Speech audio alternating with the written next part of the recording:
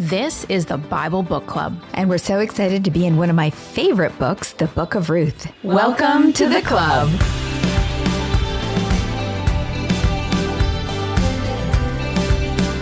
In chapter 1 of Ruth, the widow Naomi leaves the Moabite town where they're living with her daughter-in-law Ruth, and they arrive in Bethlehem, the house of bread, and they must find a way to survive. Ironically, the house of bread is in the harvest season, unlike Moab, where they just came, which was in a famine. Yep, and hint, hint, there is more than bread in the works. The bread of life is going to be one generation closer by the end of this book. So this episode is called Ruth Steps Out and Boaz Steps Up. Chapter 2 is loaded with 5 scenes. All are different conversations between the 3 main characters, Naomi, Ruth, and Boaz. For all his importance, the author introduces him very nonchalantly in the first verse. Chapter 2. Now Naomi had a relative on her husband's side, a man of standing from the clan of Elimelech, whose name was Boaz. While Ruth is clearly the main hero of this book, because it's named after her, there is another hero, Boaz. This one-sentence introduction to chapter 2 is a plot prep because there are 2 things we need to know. Boaz is a man of standing, or in Hebrew, hail. Now, hail means more than the English translation of man of standing. Here we go again, like I said. It implies moral and ethical excellence, but can also indicate wealth, virtue, strength, courage, social standing, and even like warlike heroics kind of thing. It's a great word and one that will be very deliberately used 3 times in the Book of Ruth. Here, it describes Boaz, who is wealthy, and we will soon see moral and ethical. It will be used in chapter 3 to describe Ruth, who is not wealthy, but is virtuous and courageous. And lastly, it will be used in chapter 4 in a blessing on both Boaz and Ruth. Note to us, hail must be self-developed and pursued in a partner. Whether it's a business partner or a life partner, you want them to have hail. Now, Boaz, we also learn, is from Naomi's clan, which will become more important in the next chapter. Here in chapter 2, Boaz is a stark contrast to Naomi. She is poor, he is rich. She is without connections, he has community clout. She is self-centered, and he is selfless. She is bitter, he is benevolent. She is without bread, and he is reaping a bountiful harvest. She is empty, he is full. The stage is set. Naomi is in need, and Boaz can provide. But someone must initiate. Scene 1, Ruth steps out in faith. Verse 2, and Ruth the Moabite said to Naomi, "Let me go to the fields and pick up the leftover grain behind anyone in whose eyes I find favor." Naomi said to her, "Go ahead, my daughter." So she went out, entered a field, and began to glean behind the harvesters. So note here that Ruth takes action to get food. And Naomi agrees, but with just a few words, but remains inactive. Why can't Naomi work too? She just spent at least a week on the road to Bethlehem, most likely walking on her own 2 feet. So she had to be in pretty good shape. Why isn't Naomi helping Ruth get food? Well, the commentary on this is interesting because it points possibly to Naomi's state of mind. Many believe that the return to Bethlehem did not restore Naomi's bitter spirits, but quite the opposite. So she's depressed, and she's probably also still grieving her husband and sons, and she's sad, and she has, I feel, a right to be. Exactly. There's so much going on in the hearts and minds of both Ruth and Naomi, because remember, Ruth is a widow too. Yeah. And then we're going to get into what was Boaz thinking? I don't know. But here's, if we could imagine the scene, this is the way I picture it, not the way the Bible says, because the Bible doesn't say. Here's how I picture it. Naomi and Ruth arrive in Bethlehem and proceed to Naomi's old house. Naomi is bone tired from the exhausting journey because she is older. As they travel through the town, people greeted them, stared at them, may have whispered about them, and the attention was disheartening to her, maybe even humiliating. Naomi's old friends and acquaintances appeared so well to her, maybe prosperous even compared to herself. She was frustrated with the unfairness, and it fueled her bitterness. On top of that, she saw families everywhere, kids running around. Her friends had grandchildren. Now, this was a patriarchal community built on the promise of land passed down generationally. Childbearing was seen as a woman's primary purpose, and Naomi has no children. They are lost to her. She felt the pity of these women and even possibly the judgment, and it fueled her despair. The trip through town was a reminder of just how empty her life was. By the time she got to the house, she was so tired and defeated. And then she turned the corner and saw it. Her house, empty and aged. It probably looked like how she felt. She stepped inside and was assailed with vivid memories. Her joy at being a wife, the birth of her children, the funny things they did as toddlers, the pranks they played as little boys, laughter, the joy. It was just too much. Why had they ever left Bethlehem? Perhaps if they had stayed, her husband and sons would be alive today. Her despair probably swallowed her up and dragged her into a dark depression. She could not get away from grief and suffering. Did they have a rocking chair back then? Had she rocked her boys in one? Because that is where I picture Naomi, rocking in a corner, staring out a window, alone, empty, lost in despair, unable to even help herself. And when Ruth asked her if she should go out and get food, she just said, yeah, go. I don't care. I'm not even hungry. So Ruth stepped out in faith. Ruth sees Naomi and understands that she must be the provider. She made a pledge that Naomi would be hers and her God would be hers. It was a statement of faith. And now Ruth must put her faith into action. A challenge straight out of the book of James, chapter 2, verse 14. What good is it, my brothers and sisters, if someone claims to have faith but has no deeds? Can such faith save them? Suppose a brother or a sister is without clothes and daily food. If one of you says to them, go in peace, keep warm and well fed, but does nothing about their physical needs, what good is it?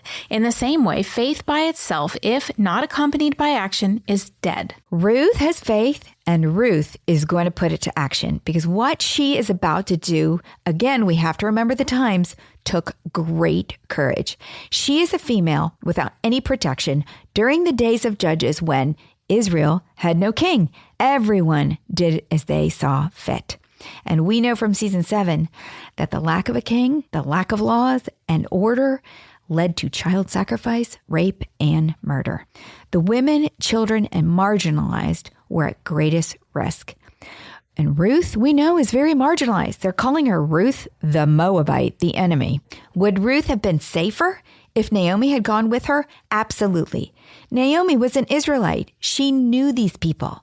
But Naomi may be so depressed, she doesn't even feel hunger. And she's just sitting in that rocking chair. So Naomi doesn't offer to help. But Ruth doesn't even try to induce her. Ruth receives no instruction or coaching from Naomi on where to go or who to approach. She just quietly steps out on her own, probably lost in worry about her mother-in-law. Of course, God knows where she should go. Verse 3 continued. As it turned out, she was working in a field belonging to Boaz, who was from the clan of Elimelech. God orchestrated every single step Ruth took from her front door to Boaz's field. We know this because God provided a glaring hint. If we combine the first and third verse together, we learn that now Naomi had a relative on her husband's side, a man of standing from the clan of Elimelech, whose name was Boaz. As it turned out, she was working in a field belonging to Boaz, who was from the clan of Elimelech. Ruth didn't know that Naomi had relatives on her husband's side that might help, but as it turned out, she found them. Why hadn't Naomi told Ruth to go to a relative? Was she embarrassed that they had left Bethlehem and therefore were unfaithful and not worthy of the clan? Maybe she was even embarrassed that her sons had married Moabite women. She was ashamed of Ruth. Or maybe she was just so depressed that she was shut down, not thinking. Ruth's humility and willingness to act pays off because As it turned out, she just happens by chance to end up in Boaz's field. This is not luck, but an act of God's hesed. God is moving behind the scenes to bless Ruth and restore Naomi, the husbandless, childless widow. And Ruth's act of hesed to Naomi is then being augmented by God's act of hesed to Ruth. Note, God is always working behind the scenes. The problem is that we often miss it and therefore fail to give him the praise for it. In your life story, can you think of a time when God was working behind the scenes, orchestrating hesed for you? All right, next, Boaz acts, and God continues to orchestrate. In scene 2, Boaz sees Ruth. Verse 4, just then Boaz arrived from Bethlehem and greeted the harvesters. "Lord be with you." "The Lord bless you," they answered. Boaz asked the overseer of his harvesters, "Who does that young woman belong to?" God's providence builds with each intro to each scene. We went from, as it turned out, Ruth went to Boaz's field, to just then Boaz arrived. God made it all very convenient. Then Boaz sees Ruth, and he really saw her. He didn't just notice her, he took an interest in her. Boaz immediately asked, "Who does she belong to?" So was Boaz already interested in Ruth? Because you know how that goes down anywhere else. Oh, who's that guy over there? Some commentators do think this question implies an attraction on his part because there is more inference to come. But this question could just mean that Boaz was the type of employer who knew and cared for all who either worked or gleaned on his property. Again, we don't know. What did he see, though, when he looked? They were so different. They say opposites attract. Perhaps that was the intrigue. He was prosperous. She was impoverished. He was an Israelite. She was a Moabite. He was older. She was younger. He was respected by the community. She was marginalized.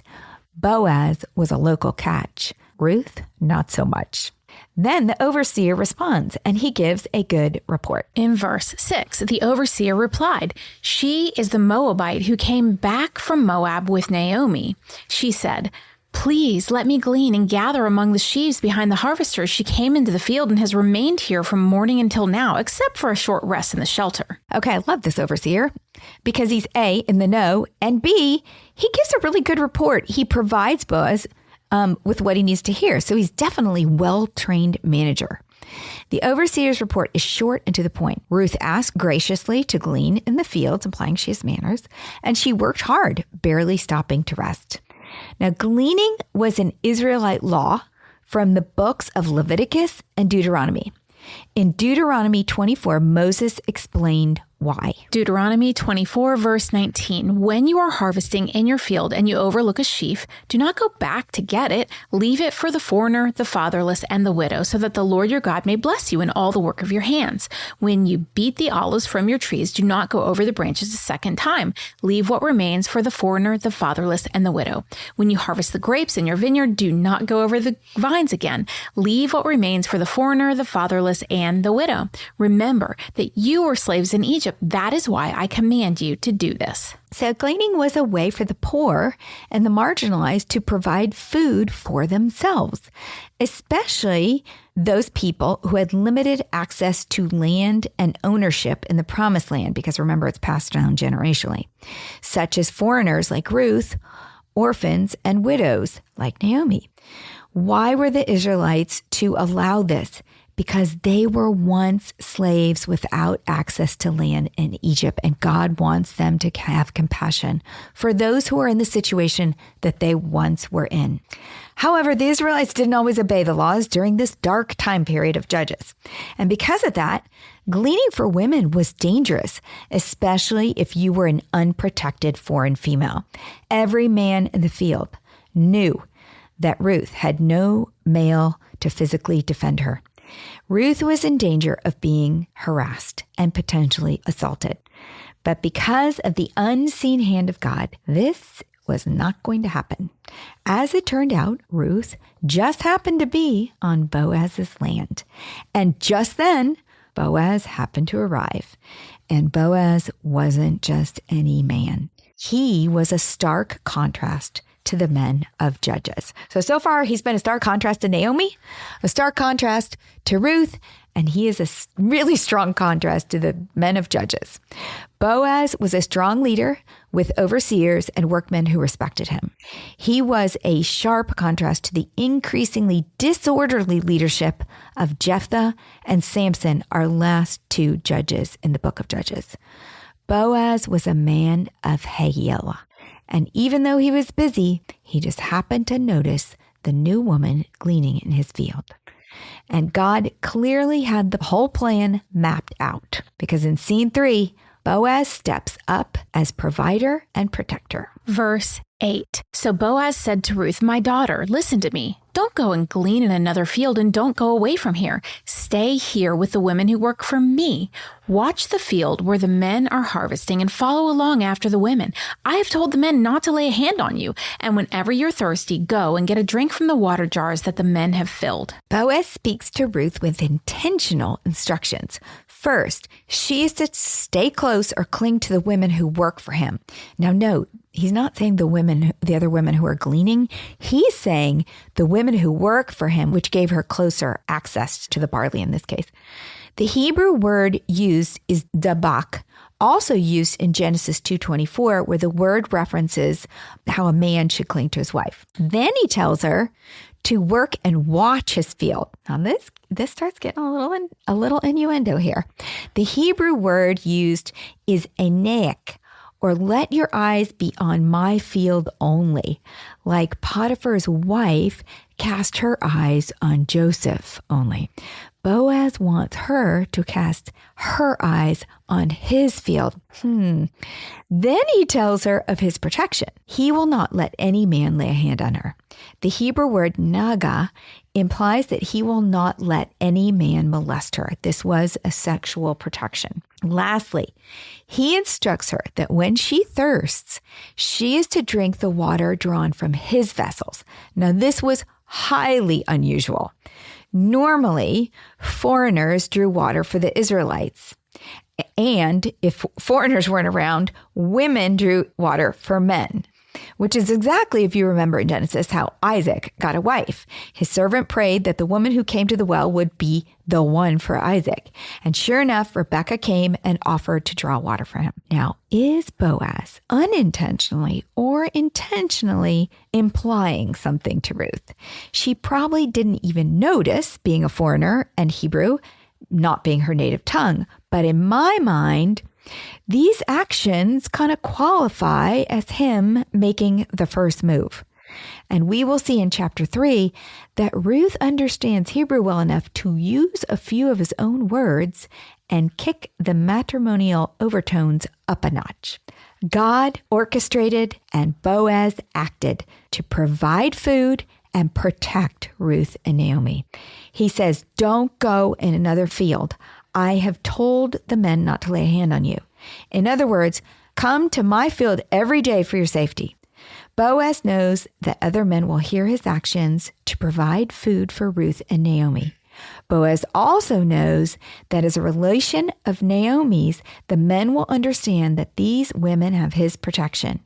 His workers honor his favor toward her. Boaz's action is just the beginning of his love and loyalty, or hesed, to these women. All right, next, Ruth is totally overwhelmed and responds to Boaz's hesed with deep humility and gratitude. Verse 10. At this, she bowed down with her face to the ground. She asked him, "Why have I found such favor in your eyes that you notice me, a foreigner?"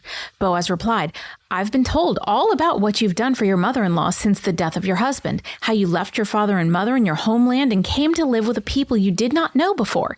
May the Lord repay you for what you have done.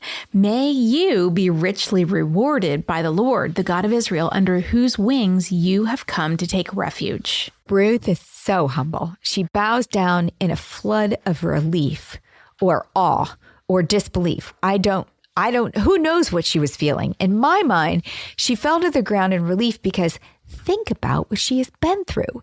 She is under so much stress. She carries the burden of feeding them without any job prospects or connections. She's totally at the mercy of others to allow her to glean. And she's not just a foreigner. She is a Moabite, an enemy of Israel. Why would anyone let her glean in their field? She had to be thinking that as she's like walking down the road, like, okay, how do I go about this? It's possible that people had even been unkind to her as she went from field to field. We just don't know. On top of all that, she has to work fast and get home before she gets raped.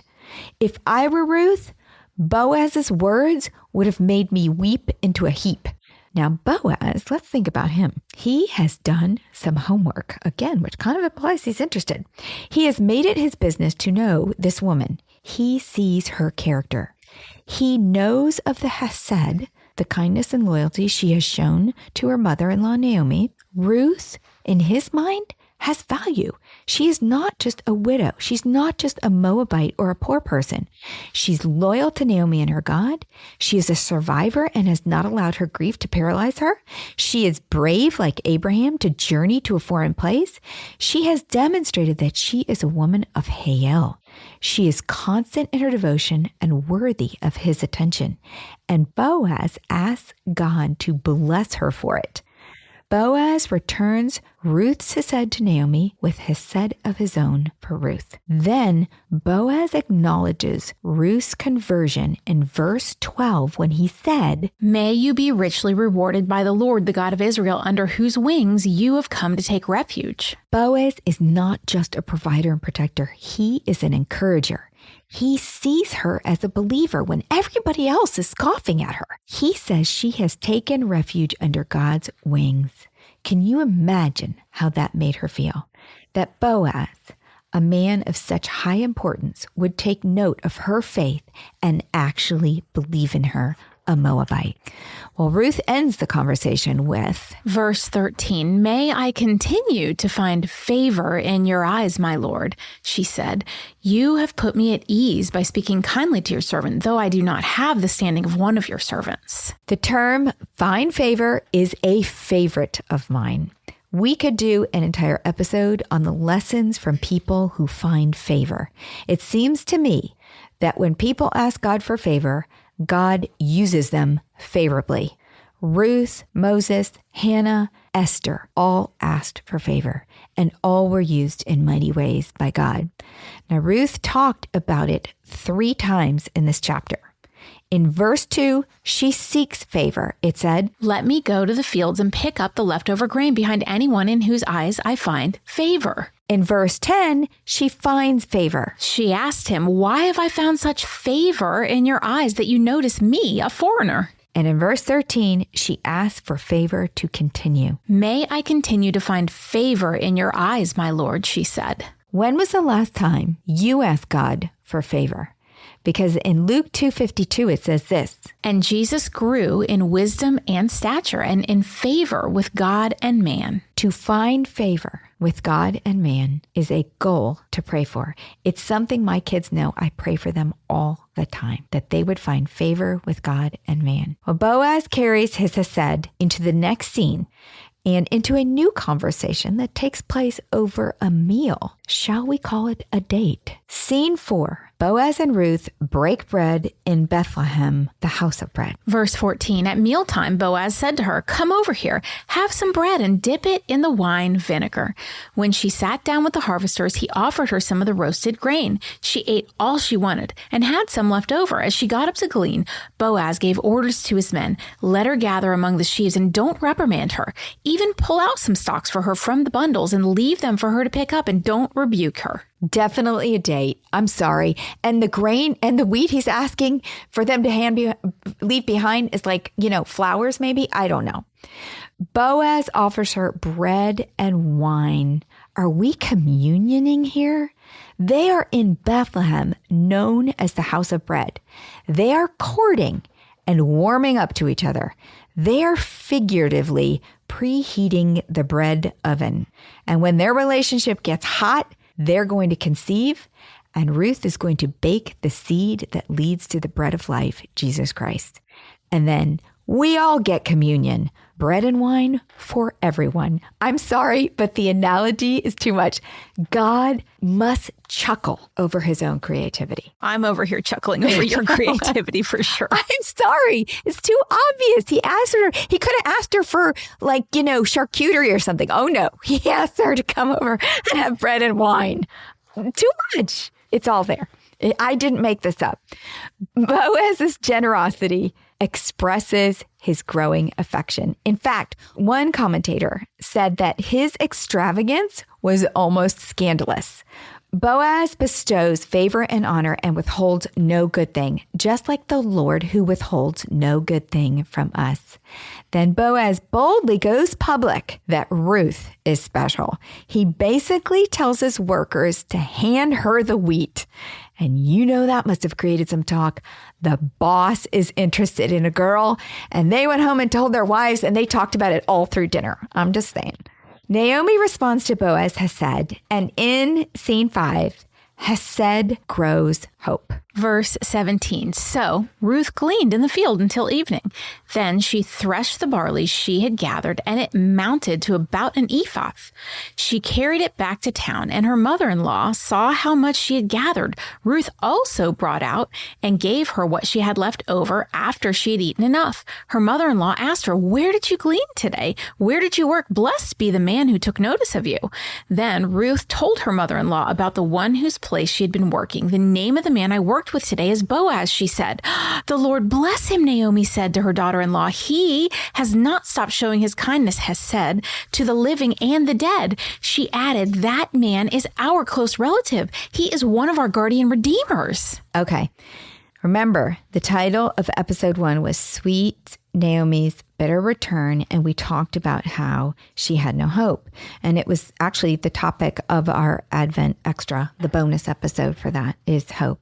Naomi responds with hope here. So we see she had no hope, and now it's starting to light a fire.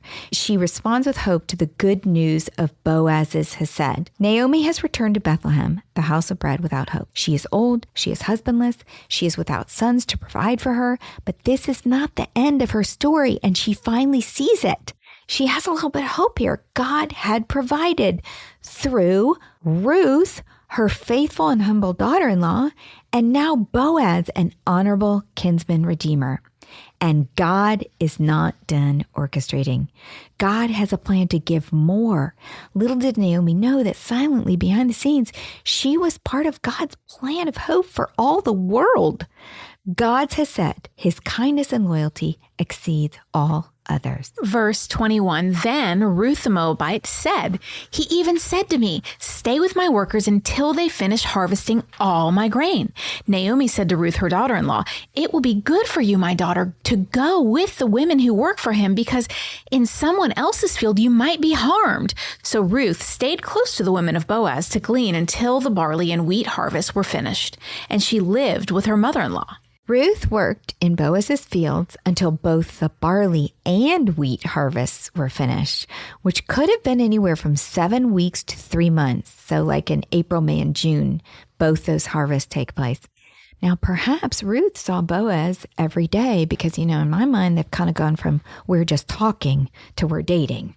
And during that time, I think Naomi's hope just continued to grow. And I think her bitterness began to fade. Because in the next episode, we're going to find that Naomi's mind is coming back, and she's thinking, and she's dreaming, and she's hoping, and she is matchmaking. And if you guessed, you might have guessed, our Advent Extra or Advent Edition or bonus for episode 1 was about hope. And the second one is going to be about stepping out in faith.